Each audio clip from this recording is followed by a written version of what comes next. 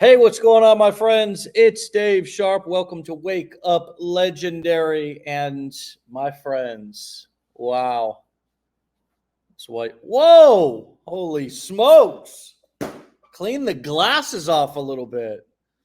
For those of you listening in, I'm actually wiping the camera on my computer. On my laptop here, I think a lot of people got and then I wipe my face with that same, wow. Awesome. Awesome stuff, Dave. I think a lot of people got a kick out of yesterday seeing me here in the fact that there's not a big production studio here. It's really just me and my daughter's dance studio. And I rent out a small corner over here in the, in the end of the office. Got a little bit of gym equipment right here, my little indoor gym, and got the mirrors up there for her. She's got all her mats and everything. She's a competitive dancer. Got a nice view out there. Not sure if you can see it. Let's go outside and see some of this nice Florida weather here, just to make all you Northerners a little bit jealous. So we've got the water there, boat, all those kind of things. Anyways, it's just little old me. Just little old me here, my friends. Doesn't take a big, large production to be able to build a business, to be able to create content. Certainly, we have lots of people who work here inside of Legendary, on our marketing team, on our advisor team, on our customer support team, and our operations team, and all of those areas that we've scaled up, and we're using leverage to be able to grow and scale. However, all of us work from home. All of us work from home, including me. I'm the only one here. So, just a little bit of behind the scenes and also inspiration for those of you who are thinking that, there's some huge behind the scenes production here in order to make this stuff happen. There is certainly a lot of strategy, and we know what we're doing. However, there is nobody else here with me. It's just me streaming live every morning for Wake Up Legendary. And this morning's guest has a similar story. He's settled into his niche. He finally discovered what works right for him and what feels right for him. I'm so excited. He's a member of the National Guard. I want to start out this morning by saying, Cole, welcome to the show. Thanks for your service, my brother. And I'm so glad to talk to you this morning. Yeah, thanks for having me on. I'm excited. It should be fun. Yeah, man, of course. And tell us where you're calling in from. Reno, Nevada. Ah, okay. We've got some people in Reno, Nevada right here on our team. So Awesome, man. So talk to us a little bit about what kind of brought you here in the first place. You're a pilot, and so what kind of led you here? How did you even come up with the idea, or how was the seed planted that you wanted to start an online business? And talk to us a little bit about what led you to Legendary. Yeah, so our daughter is about 2.5 years old, and probably like most people's plan when you have a kid, you think you're just gonna do 2 or 3 months of leave, of paternity leave or maternity leave, and then you're gonna go back to work and send them to daycare. Well, that's not how it worked out. There was no daycare here in Reno. So my wife suddenly became a stay-at-home mom, and our household income was cut by like 40% overnight. So I'd always wanted to be an entrepreneur and looked at different things. So what's the first thing I do? I start Googling ways to make money on the internet, make money online, and literally every single thing you find out there, the number one thing is affiliate marketing or digital marketing, or some variation of that on every single one. And this went on for probably about a year.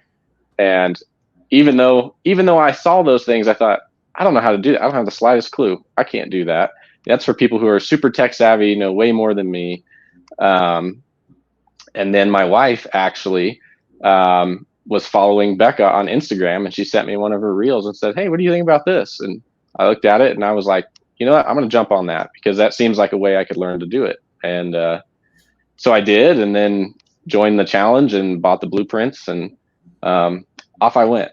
Although it wasn't a smooth journey for a little while. Yeah. No doubt, man. I read a little bit of your questionnaire that you filled out for us to see that it took you 10 months to really finally settle into the aviation niche. And, you came in and you started in the make money online niche, and you were promoting us and various other, maybe software programs. Either way, it just wasn't clicking for you. And, I think that's very common. Kind of people come in and they sort of model what they saw or model what converted them, and sort of think, especially with no experience, well, that's the only path maybe that I have or that I could do. And as you sort of stick around and, um, sometimes people actually go through the training that they bought, or sometimes they go back through it, or sometimes it's something else that clicks. What was it for you that sort of finally called you to say, hey, I'm going to actually use the knowledge and experience that I have? Really is my wife. Because during that 10-month period, I probably tried to give up like 3 or 4 times. I was, definitely several times I was incredibly frustrated and, just want to throw a chair through the window. And finally, one night, my wife goes, and she had mentioned it before. It wasn't the first time, but she goes, you know what? Don't quit. She's like, why don't you try aviation? Like, I've been telling you this, and it's what it's what all your background is in, and you'll enjoy it. You'll enjoy what you're doing. And I said, you know what? You're right. What do I have to lose at this point? So literally the next day I went out and started an Instagram and kind of came up with a plan, and went from there. But I didn't have it all figured out. Even then, I didn't have the exact path I wanted to take with that account and this new niche figured out. It took a little time. So what did if you were going back over and starting again, I mean, what were some of the things that you picked up the first time that were valuable, but also what would you do differently? That's kind of hard to say, because the one thing I have learned is buying a course or anything, money doesn't buy experience. And so that whole 10 months was gaining experience that I'm now using to build this account and move forward. I wish that I had started it 10 months sooner. I definitely wish that, because I think that I would have still had success then. But I've learned so many things along the way of how to build an online business, how to build a social media account, how to speak to your target audience, things like that 10 months before that, I would have been pretty clueless still. Yeah. Yeah. Yeah. You're right. Money doesn't buy experience. What do you think one of the biggest mindset mistakes people have? And it's not even a mistake. It may just be you don't know what you don't know. And we don't have to call it a mistake or a failure. It's just is what it is. But what do you think are some of the biggest mindset, mindset hurdles that somebody has to have, or somebody has, that a lot of people have, that hold them back from actually being successful, i.e. putting in the work, i.e. doing the experiments, i.e. testing various things? What is the attitude or the approach that maybe you had? Obviously, asking you to be a little bit vulnerable there, as well as what else do you see out there that people may be getting tripped up on in terms of how they approach it in the beginning? Well, definitely all those things that you mentioned all play a role. It's not easy, no matter what niche you're in. This road is not easy. And honestly, it doesn't get any easier as you grow. I think that may be the misconception out there that a lot of people have. It, hey, once I have 10,000 followers or whatever, now it's easy. Now I can make money, without even blinking. And that's not true. It all, and the mental aspect of it certainly doesn't get easier, because you just start analyzing yourself more and more, and especially every little mistake you make. Yeah, it doesn't get easier. It's not easy from the beginning, and you have to show up and you have to want it every day. Like, I think I took Christmas Day off. I didn't post anything on Christmas, but otherwise, for the past 4 months, I have not taken a day off, and I've put in a lot of work to do this. And I think that's maybe where people maybe miss the mark a little bit too, is that it's not something that, you just go through the course and then, all right, I'm going to post 1, 2, 3 videos a day. That's all I'm going to do. And, I'll be making $10,000 a month in 2 months. That's just not how it works. So what makes it worth it then in your eyes? On this new account, the people reaching out say, "Yeah, your stuff actually helped me." In addition to building something for my family that I know is going to work well, and it's something that I enjoy, which that's something that I want people to realize too, is that go into something that either A, or B, you really enjoy, because that's what's going to make you successful. Yeah. So how did you approach, and I love this niche, by the way, I mean, general aviation, and, because I had a dear sponsor / mentor, recovery mentor in my sobriety recovery, who, made a transition into the aviation industry after like 25 years at a newspaper company, like a local newspaper company. And so I saw him, like we were meeting for breakfast every Wednesday, talking, like I saw his journey of getting trained, of then becoming a pilot trainer. I guess that's a really common thing, or at least he did it. He got his certifications, became a pilot, then turned around and started instructing, which I thought was really cool, because one of the real ways for me anyways to really solidify a new skill is to begin teaching it to others, like to begin sharing it with others. What are you finding that is working?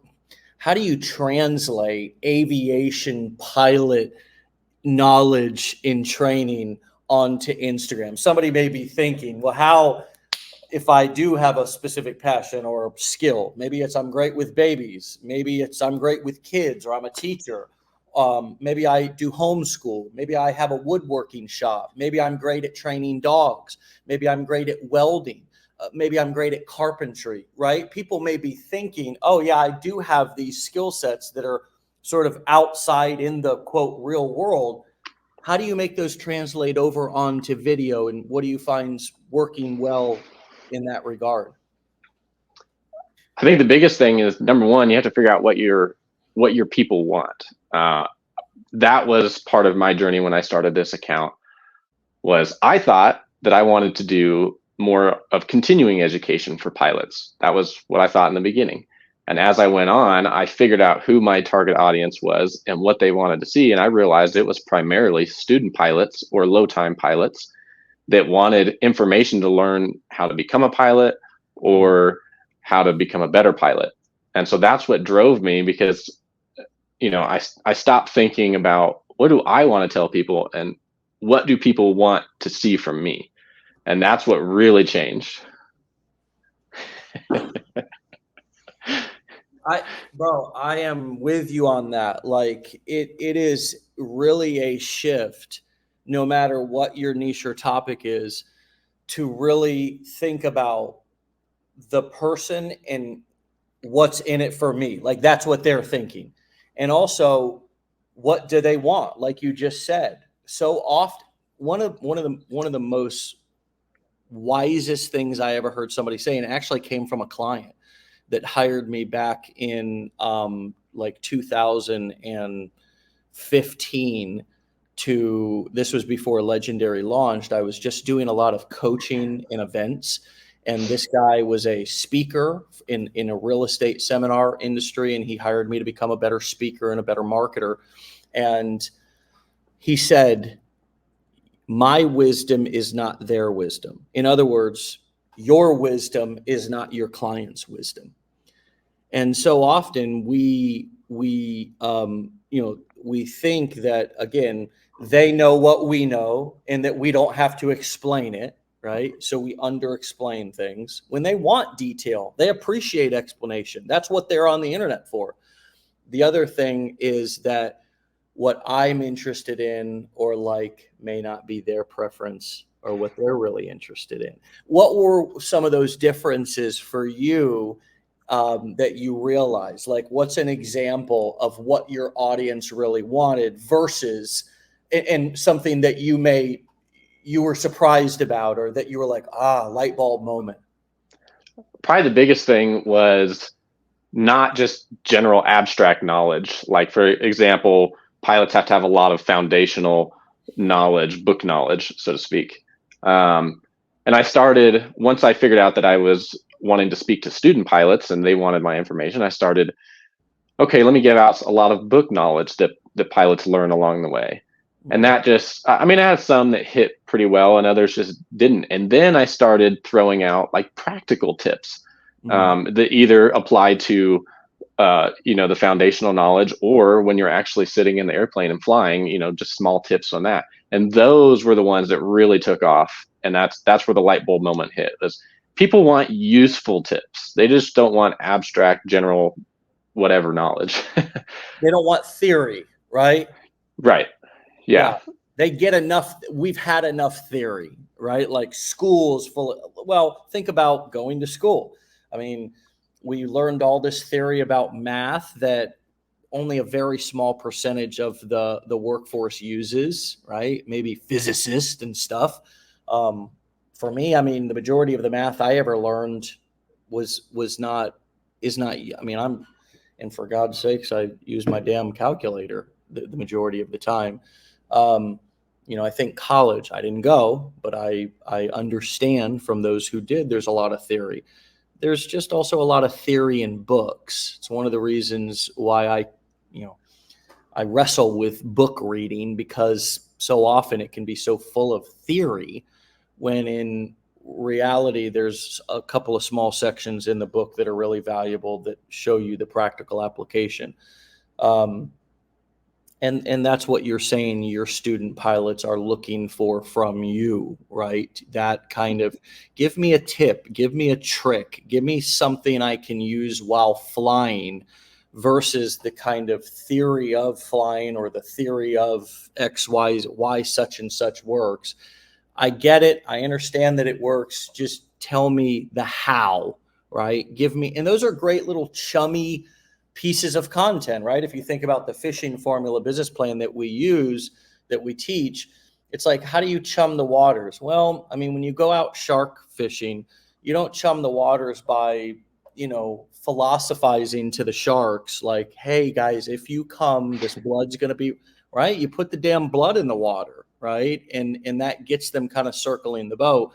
The same way what you're saying is these little bite-sized chunks of practical, applicable knowledge or tips, really. It's not even like knowledge. It's just like, do this. Here's how I do this. Here's how you can do this. And actually showing them is what really gets them fired up. Is that what I'm picking up? Mm-hmm. Like, for example, instead of telling someone, this is how an airplane engine works, you tell them, this is how you start an airplane engine. God, that's such a great example. And it's so simple. It's easy to understand.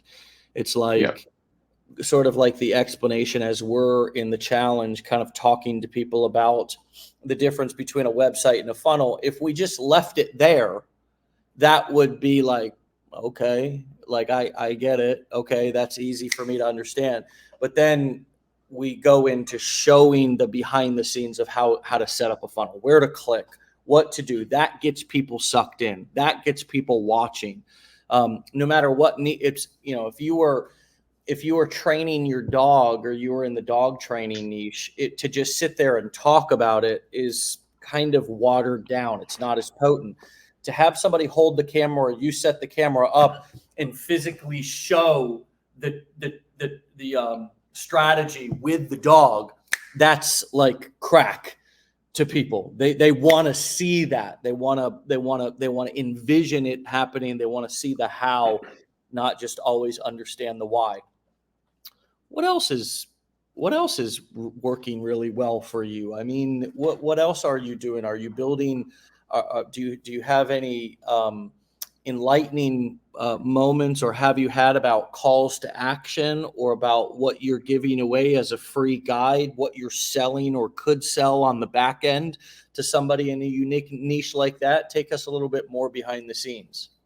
Yeah, honestly, over the last 4 months since I started this account, I've learned a tremendous amount about the social media side of it, and trying to get leads. Not so much convert, because I've pretty much been focusing on growth and attracting people. The biggest reason for that is that I have my exam to become a flight instructor here in about 6 weeks. And so until that point, I don't have the credentials to necessarily sell a back end product that I want to do yet. I am an affiliate for a few small, very low ticket products that I have sold a few of, but I'm really working towards the big picture. And at that point, I'll be able to scale immensely because of the email list and following that I've built. Very smart.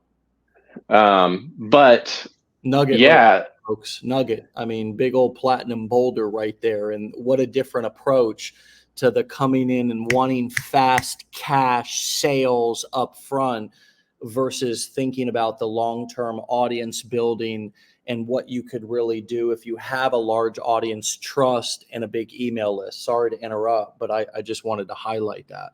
no, that's a great, that's one thing I've certainly learned, is trust in this, especially if people are going to trust you to pay you to learn information, to learn how to fly, they definitely have to trust you.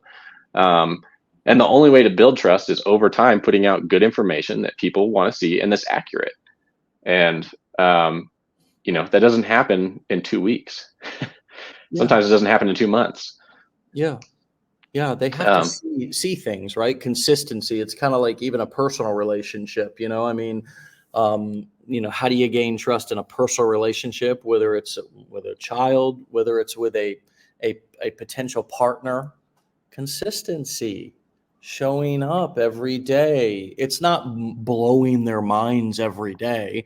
It's not showing up and just, dropping knowledge bombs and just wowing them every day. It's just being there, right? It's showing up. It's just providing some, I think it's communicating, it's being honest. It's showing not only your strengths, but also your challenges, not kind of gaslighting people or trying to make yourself out to be something that you're not. Being vulnerable. Vulnerability builds massive trust. And sharing your experience.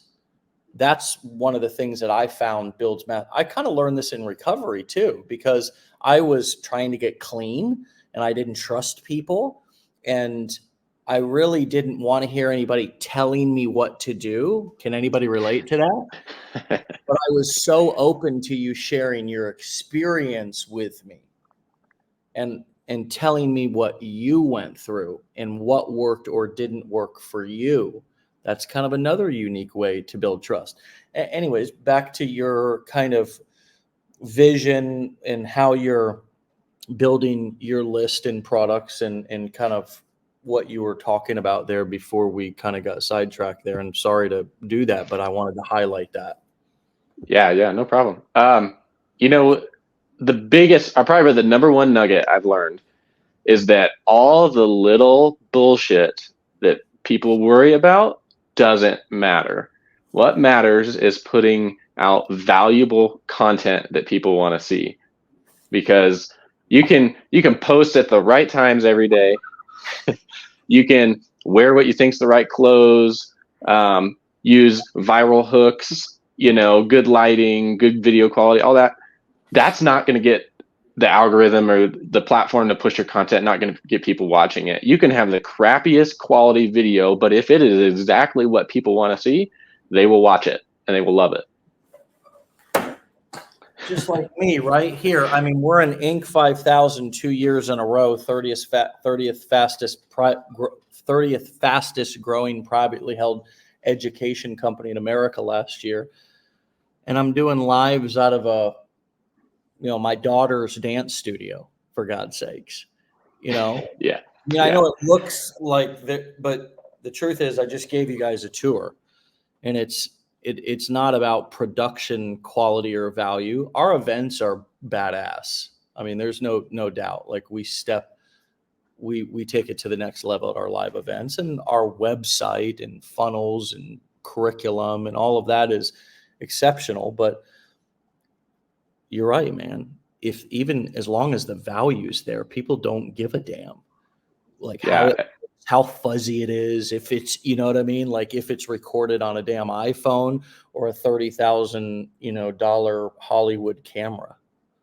Yeah. And it's not to say that those things don't work together once you have good content to help your stuff perform better. But I think we see so many people focusing on the wrong things. They're like, well, do I use trending audio or not? Am I posting at the right times of day? Don't worry about that. Worry about what you're actually putting out. And then once that is doing well and you figured that out, then start playing with those other little pieces to see if they can help.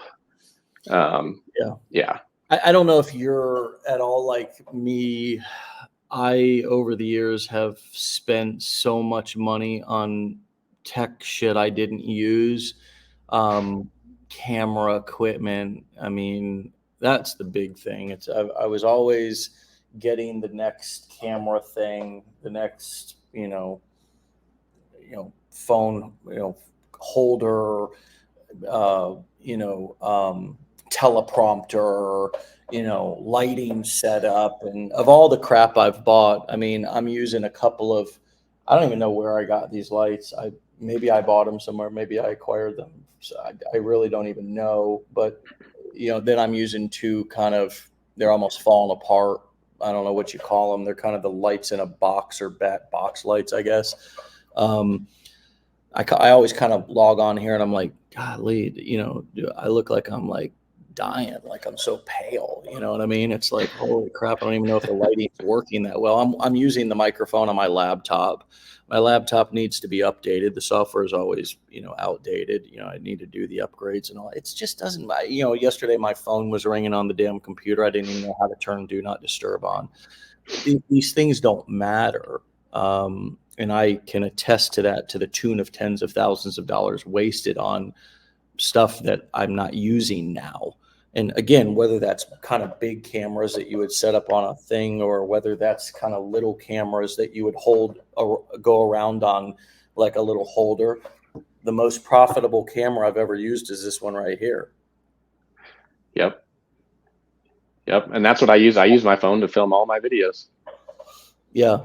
I mean, nowadays that's like the popular looking content anyways. And I noticed that you're doing some of the kind of green screens, a lot of it actually. Like, so talk to us a little bit about those videos, because I actually love them, where you've got, the big, basically behind you is whatever the hell you're talking about. You pull that up. Talk to us about how you do that and why. I mean, it looks so ghetto. It looks so, you know what I mean? But it converts so well, man, because like you were saying, it just gives people the visual of what the hell you're talking about. Yeah, that's why I did it. Because if you go back to the beginning of my account, I was just whatever is in the background, wherever I was at home, on vacation, whatever it was in the background. Well, then actually had another coach reach out to me who is a flight instructor and tries to coach flight instructors and not necessarily make money online, but how to make more money as an independent instructor. And he reached out and said, hey man, why don't you try just a few little things? And one of those was having some sort of aviation related background to keep people to retain their attention. And that's made a huge difference. And then the other one is, if you notice, I wear the same collared shirt in every single video. And that was something else too. He said, flight instructors, it's all about professionalism and being an authority figure, like, that your stuff. So he said, why don't you try wearing a collared shirt or something like that? And so that's what I did. And it's worked well since. So why change it? And I can see where you started making some of these changes. Like, you can always scroll back through people's content and kind of look. Yeah, I see where you used to make. Yeah. And dude, I mean, the truth is, man, is the difference between, like, if we're scrolling on the internet or on social media. And I have no idea if I'm just looking at this stuff at a glance, which is what most people do when they're kind of scrolling. They're sort of in a trance, just kind of like flicking. Right? I would not even know that it's about aviation. But if I pull up on this content, right, it's so immediately obvious that you're talking about something that has to do with either planes or weather, aviation, navigation, something. And it's like night and day. And I think some of us are afraid to look a little bit kind of like our content to look like a little bit like ghetto or trashy, right? It's like, oh, we got to make it look. But the truth is, man, is that that's kind of the wrong way to look at it. It's about it being visually kind of engaging and obvious, and giving people that, letting them know immediately what the hell the content's about. What's your favorite platform? Talk to us a little bit about like how you're making these videos. How do you if somebody wants to do these background videos, are you doing them right in Instagram, TikTok? Are you using a specific app to create those backgrounds? Yeah, so I use an app called Descript, which is it's only on the PC. So I have to everything I film, I have to download from my photos to the PC and edit, and then upload back so I can upload it to Instagram. But I started using that app. It's not the only one. There's a lot of green screen type apps, but this one is an AI cutout basically. So I can film anywhere and then at any time, and then go back and just cut out my background and put whatever I want behind there. And a lot of times I'll use my iPad and I'll draw things on my iPad, like you can see, on a map there or something like that, to show people what I'm talking about, or just write things out, stuff like that. Yeah. Yeah, it's right there. Perfect example. And those are great visual hooks. Like, it doesn't even have to be about what I'm saying. People are like, what is he drawing on there? Things like that. And the other reason I went to the AI green screen cutout thing was so that I could be more dynamic with my videos. I could move myself around more, every 1 to 2 seconds or something like that. And just those little things came along over time of, hey, let me try and retain people better. And it's working now. So yeah, I definitely figured out what works. Yeah. And what was that app one more time, or the software that you're using on PCs? Descript.com. Descript.com. Okay. Is that a free software, or does that come with a price? No, you have to pay for, I think it's like $30 a month, something like that. So very, very reasonable. Do you happen to know, or anybody know, put them in the comments, any Mac or even, apps that you can use right on your phone? Let's kind of work together to brainstorm some of these. Are you aware of any of those, Cole? I think InShot, because some of the early ones that I used before I found Descript were done with InShot. It's just a lower quality cutout. So you could certainly do all of that on your phone with InShot, and I'm sure there's other similar apps. Okay. InShot, INSHOT, InShot. Yep. And if I'm not mistaken, CapCut probably has a similar feature too. Okay. You guys aware of any of this? CapCut, InShot, write all these down. These are good. Zafra says there's a green screen filter on TikTok that lets you change the background, but doesn't have this many features. And, quite frankly, all the features are not, this goes back to, thank you for that, by the way, Zafra, really, really valuable. However, just as a reminder, back to what Cole said a moment ago, for those of you who are thinking you need all the features, you don't, right? To start playing around with these green screen style videos, you don't need all the features. So, hey, Elisa says, I've heard of CapCut, but have never used it for a green screen. I'll have to check it out. Please do. Yeah, Casey says it also keeps people's attention, because if there isn't some kind of movement within a few seconds, we get bored very quickly. Yes, definitely. CapCut has a bunch of, Becky says CapCut has a bunch of backgrounds and filters. Vicky says CapCut is incredible. You can do a lot with the free version. Again, Bo coming in with the CapCut, amazing person cutout feature. Monty says, there goes those nuggets for sure. Dana says InShot is awesome, super easy to use. CapCut is great, says Robert. So I think we've got some options for those of you who want to start using. Becky says, I pay for CapCut Pro. It's totally worth it. So, hey, you guys want free options? Right on TikTok, start playing around with the green screen option on TikTok. You all want a couple of another app is CapCut. Okay. Stuart's asking for these again. TikTok, starting there, is just a free app that you can edit green screen. CapCut, and people are using CapCut. Man, that's a popular app. I mean, not only for various features like the green screen piece, but also I believe for the captions as well, and the ability to be able to cut up quickly the videos. InShot was the other one that Cole mentioned. And then what was the one that Descript you're using on PCs, right? Yep. And the cool thing, and I'm sure other apps, I think they're incorporating it now, but the cool thing about Descript is you can have text-based editing.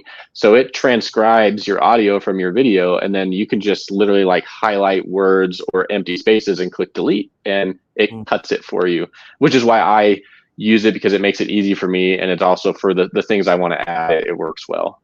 Yeah, that's kind of another thing alluding to, I think, Becky's comment where she said, hey, our attention spans are really short.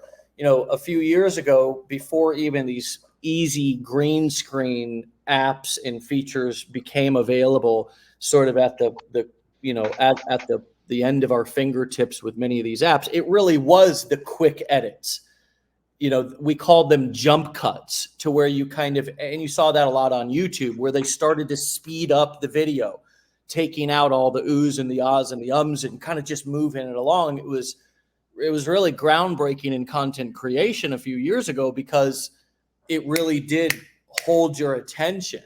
And now, again, our attention spans change, and the novelty of things wear off. If we see a bunch of videos exactly the same, eventually this green screen thing will be something that everybody's seen, and there'll be something new that we're using. Maybe it will be along the lines of the augmented or virtual reality stuff that's coming. I don't know, but it will be different. And so right now, though, this is the trend. This is what's hot. It's jump cuts. It's I would say the things that are hottest right now in content creation would be, still jump cutting and moving your video along. Number two would be captions, adding captions to your video so people can actually read them instead of needing the audio to be on. Number three would be these green screen videos. I mean, these green screen videos, people love them, and they're highly informative. You can point to things, even you're drawing on the screen, but most of all, it gives people a visual. So when they're scrolling, they come across that video and they're instantly able to kind of know what it's going to be about, versus just looking at somebody's face. Man, this is valuable stuff, bro. This is really awesome. And what else would you add to this before we kind of move on? It seems like what's coming up for you? Yeah, I mean, so one thing I do is I script every single video. There may be a few that I don't, but I script every single video, because I realized when I wasn't, I would just throw out maybe random facts or not say something how I wanted to, and you're going to lose somebody's attention that way. But you got to learn how to film that script and not look robotic and look natural and honest. So that takes time. Honestly, if I can go back, that's probably the best thing that those 10 months of failure taught me, was how to feel comfortable on camera and how to do that sort of thing. That night and day difference from where I was 10 months before that. Yeah, which really highlights the fact that nothing's a failure, right? It's like, you're learning, you're developing the skill. Many of us are so awkward on camera. It's almost like we can be so lively and personable in our life, and then you just put us in front of a camera and we just we just get dumb real quick. You know what I mean? We just like we just fell off the turnip truck. Like we forget how to use our mouth, forget how to use our face, facial expressions, personality. And yeah, the delivery is totally different. Like when I started, my delivery was totally different on camera than it was in real life. And it took some time to just talk into the camera or to the camera, to people on camera, like I would talk to people in real life. You know, it really just came down to simplifying it and kind of realizing that I was just talking to people that were essentially friends just through a camera. Wasn't anybody different. I needed to relax. I needed to stop trying to be so professional. I needed to stop being something that I wasn't. And in some cases, I needed to even loosen up even more. Now, that was because my specific niche was more about disconnecting from the kind of matrix in the corporate world. In your case, you need to maintain a certain level of professionalism. And I think that was because you're teaching people how to transport people safely in huge airplanes. And that's really is something that you want to make sure the person's clear, sober, smart, knows what they're talking about, professional.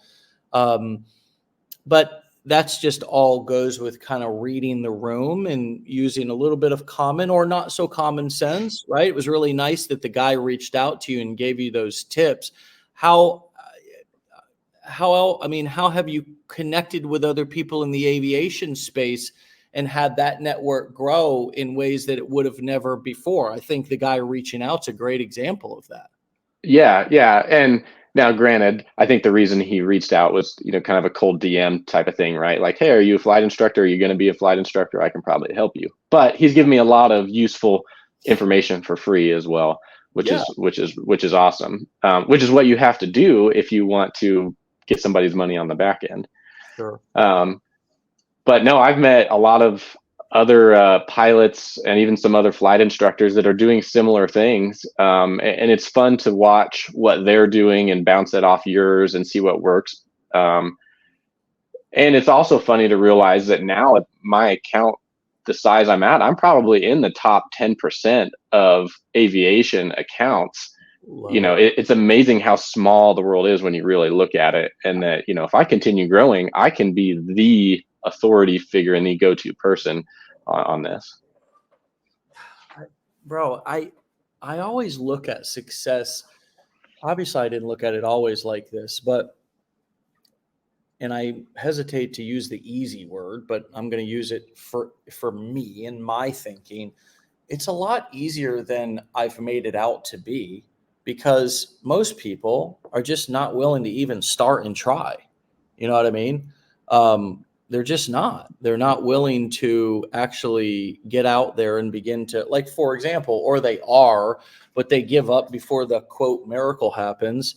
In your case, there was 10 months of like, is this for me? Like, this might not be it, right? Like I may be totally in the wrong place. And so, yeah, man, I mean, it doesn't matter what niche you're in. I mean, even in the make money online or online marketing niche, but especially something that's less known like aviation or the plethora of other niches that we talk about all the time on Decade in a Day workshops, or some of the other cool niches that I've seen a lot of you all venturing into. You could be the top 10, top 5, top 1% of that niche within a matter of maybe not months, but within a matter of maybe a year. And man, I mean, think about how long it takes to be able to climb the corporate ladder in most traditional industries to get to the top of even the company, let alone the entire industry. And so I think that's the ground floor opportunity that we have right now with digital marketing, where people think it's saturated. And it's like, you have no idea how many 8 billion people are, which is how many people are on this planet, and how many are actually willing to put themselves out there and venture in. The majority of people think internet marketing is still a scam. The majority of people just don't even get it. They don't even understand. They're just using social media to scroll. It's just a place where they go to look at pictures and hear gossip. They don't have the marketing glasses yet to where they put them on and can see, holy shit, people are making millions of friggin' dollars posting dadgum videos. Oh my, it doesn't even calculate because it is simple, right? It really is. It's like too simple. People overcomplicate it. And they just like, that sounds too good to be true. I'm not even going to try. And not that it's not easy. It takes consistency and all the things that we talk about to build trust. At the same time, it's less complicated than what we make, and very few people are actually willing to believe and try, which is why it is a lot easier to get into those top percentages of any given niche than most people think. I agree. Yeah. Well, and what people also have to realize is that people just continue to get lazier and lazier. They could, everything I talk about, somebody could go Google and there's an article or multiple articles on the internet about it, but they don't want to do that. They just want to scroll mindlessly through Instagram and come up, oh, cool, I learned this today. Awesome. It's that simple. And along those same lines, nobody reads the damn captions anymore. You have to have it in the video, in text, or say it. And that's one thing I learned, and why I have my little call to action at the end is always the same. And it's the way I do it is because I learned that, because I've tried multiple approaches. Even the way I say it the exact way I say it because that's the most effective way. I've tried other ways of saying it and it's not the most effective. Yeah. You're saying giving that call to action in the video and also including it in the caption in the video, not down in the caption, but in the video, on the video, is what converts the best. Yep, absolutely. Yeah. Because I tried. Just hey, read the caption below and comment this keyword or whatever. Nobody does it. And even when I've said certain things on screen, if the way I phrased it wasn't the best way, people wouldn't do it. So I figured out that the way I'm doing it now is the most high converting, and it's super effective now. Bro, you just stop. There's too many platinum boulders for people to pick up right now. It's really you've backed your dump truck up and just given us a ton this morning, and it's all from your experience, man. It's all from your testing. I can't validate you enough, man. I can't congratulate you enough for the hard work you've put in to fail forward, learn along the way, finally land in a place where you're picking up traction, and to be able to come back and actually articulate and explain some of the learning lessons along the way is just pure gold. It's pure inspiration. It's pure appreciation from me to you, brother. And one last question. What has this journey taught you about yourself? I'm a lot more resilient than I thought I was. I'm also quite a go-getter. When I see something, I want to attack it and win, which is probably why I was so frustrated before, because I'm like, man, what the hell am I doing wrong? I know I have what it takes. Why is it not working? And it's just because I wasn't on the right path. So switch my path, and here we are. 2 millimeter adjustments, right? Sometimes it's not like throwing the entire baby out with the bathwater, right? It's just emptying the bath, right? And then just filling it back up with new water, right? And I think, because we are so, that's our tendency, is just to like scrap everything, right? And kind of start over totally new. Building a business is about constant pivots and adjustments. And I love that, that and I chuckled because I've heard your story here, and the fact that you've learned how resilient you were makes perfect sense. So thanks for that. Thanks for being resilient and be able to come back and share it with us. And I know this is just the beginning. I can't wait to talk to you and maybe even our next interview as the top 5% or the top 1% or the top aviation content creator and digital marketer on the planet. That'll be a really exciting milestone for you to continue to strive for. So I love that that's your goal, and we're here to support you every step of the way, man. So thanks for coming on this morning and laying it all out for us. Yeah, I appreciate it. It's been fun. All right, buddy. We'll talk to you soon. Okay. And again, thanks for all your service, man. Yeah, thank you. Take care. All right, brother. All right, my friends, you all can find Mr. Cole on Instagram at line.up.and.wait. So it's line up and wait, but there's a period in between the words. Line up and wait. There's a period. Line, period, up, period, and period, wait. Okay? Line up and wait. Aviation phrase, I'm sure. Line up and wait. Get ready to take off. And my friends, as you're getting ready to take off, or maybe you've taken off, you might need to make some pivots, some adjustments, constantly tweak. That's what this is all about. That's what being in business is about. It's constant change. There's only one thing that's always the same, and that's that things are going to need to change over time. And it's just different because you're in charge of that, right? Because with great freedom comes great responsibility as well. So if you want the big money and the big success, you got to pay the cost to be the boss. What's the cost? Well, it's being willing to make tough decisions. It's being willing to, pivot. It's being willing to make those 2 or 10 millimeter adjustments along the path so you can keep going down the path and eventually hit your goals. A lot of information worthy of going back and re-listening to, some great tips, some great software, some great how-tos. Just as Cole was saying, that's what works in his content.